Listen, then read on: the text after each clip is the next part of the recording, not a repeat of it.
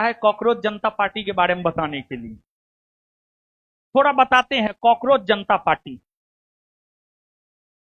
देखिए, अरे सुनो ना, सुनो ना, बड़ा विस्तार समझने लगा।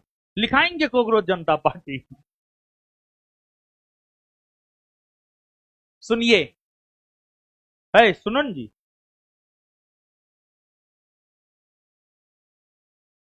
देखिए, कॉकरोच जनता पार्टी। देखिए, है क्या, पिछले दिनों भारत के मुख्य न्यायाधीश जस्टिस सूर्यकांत ने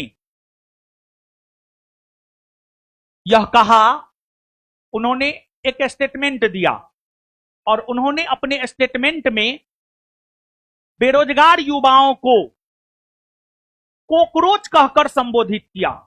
कॉकरोच समझते हैं ना? बेरोजगार युवाओं को कॉकरोच कह करके संबोधित किया।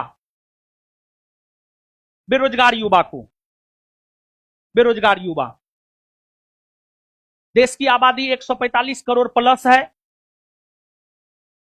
और भारत की अधिकतर आबादी युवा है और देश में बेरोजगारी का आलम, देश में बेरोजगारी अपने चरम पर है। अधिकतर युवा बेरोजगारी है।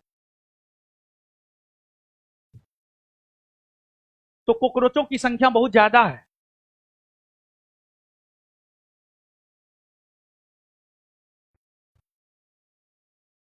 देखिए, कहा जाता है देश का भविष्य युवाओं के मजबूत कंधे पर होता है और उस युवा को सीजेआई के द्वारा, चीफ जस्टिस ऑफ इंडिया के द्वारा कॉकरोच कहकर संबोधित किया गया। यह बात अभिजीत दीपके को रास नहीं आया। अभिजीत दीपके भारत का है, उनका संबंध आम आदमी पार्टी से भी रहा है। 5 वर्ष पहले आम आदमी पार्टी से जुड़ा हुआ था वो। बोस्टन यूनिवर्सिटी से शिक्षा ग्रहण किया है और वर्तमान में वो अमेरिका में रह रहा है। तो फिर अभिजीत दीपके ने 16 मई 2026 को, 16 मई को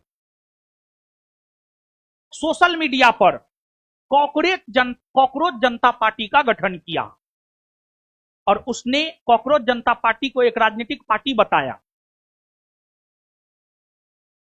और कॉकरोच जनता पार्टी जब लॉन्च हुआ, इंस्टाग्राम पर भी उसका आईडी है, ट्विटर यानी एक्स से हटा दिया गया था, बैन कर दिया गया था, बैन कर दिया गया है और उसका फॉलोअर जो है ना,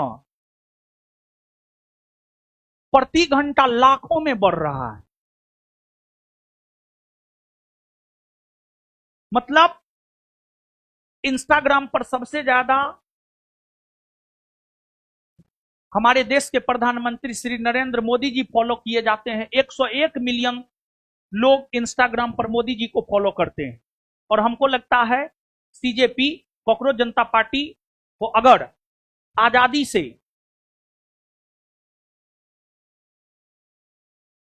उस पर कोई दबाव नहीं बनाया जाए तो आने वाले कुछ दिनों में जो है मोदी जी का जो 101 मिलियन फॉलोअर है उससे भी ज्यादा हो जाएगा कॉकरोच जनता पार्टी का फॉलोअर, क्योंकि बेरोजगारों की संख्या तो है। तो अभिजीत दीपके ने जो है कॉकरोच जनता पार्टी बनाया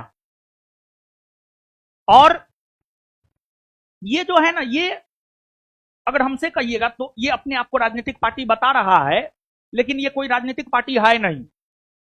मतलब एक प्रकार से आपको सोशल मीडिया पर बेरोजगारों का एक मुहिम है, आप कह सकते हैं।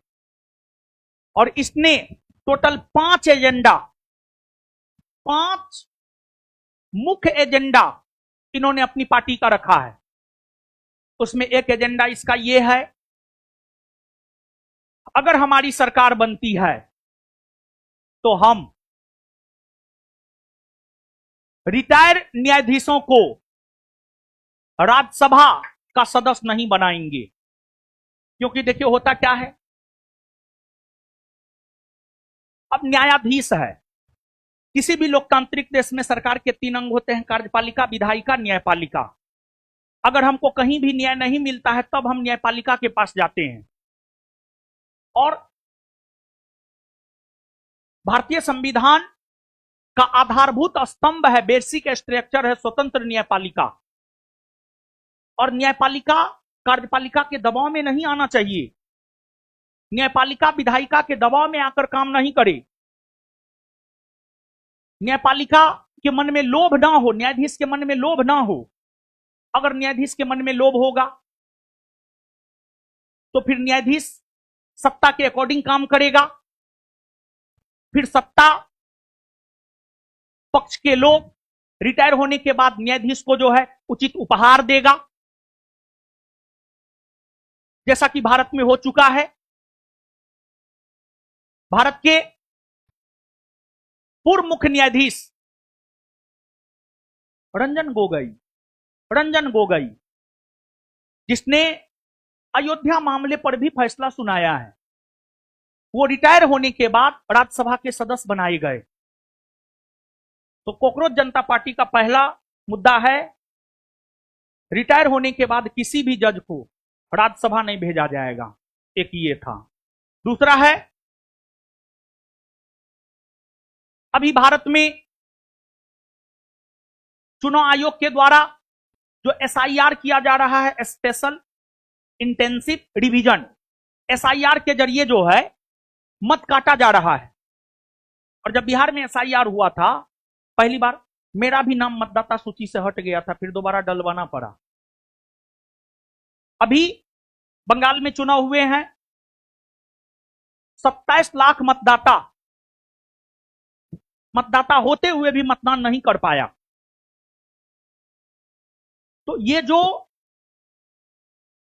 मतदाता, वैध मतदाता होते हुए भी मतदान नहीं कर पा रहा है, इसमें कहीं ना कहीं चुनाव आयोग की गलती है।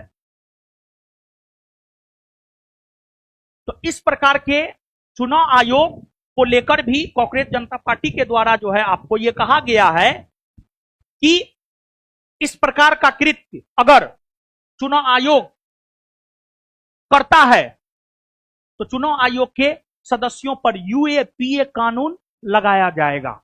यूएपीए।